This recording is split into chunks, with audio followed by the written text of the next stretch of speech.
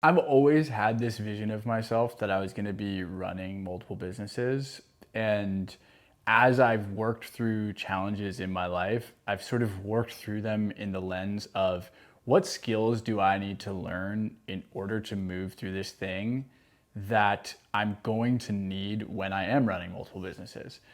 And the short answer of how I do it is the flow. The more extended answer to that is how I set my life up to be as easeful as possible.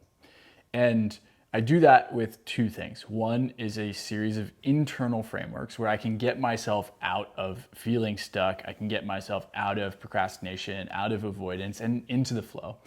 The second is the external frameworks that I use, namely my task management system, namely my calendar system, even things like keeping my space clean and decluttered so that my mind can be clear.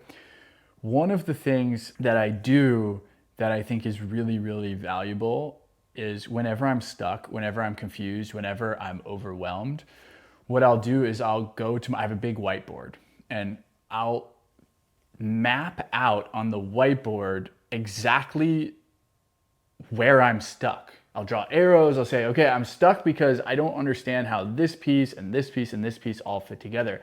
And I'll move things around on the whiteboard until it becomes clear. Once things becomes clear, it's so much easier to take action. One of the things I've learned about myself is when I get stuck, it's usually because something isn't clear to me or there is some amount of thing that isn't safe.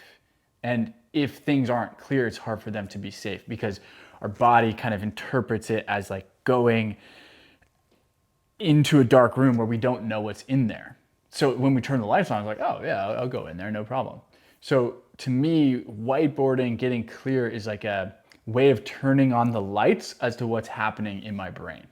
And so internal frameworks, external frameworks I would not be able to survive without them. And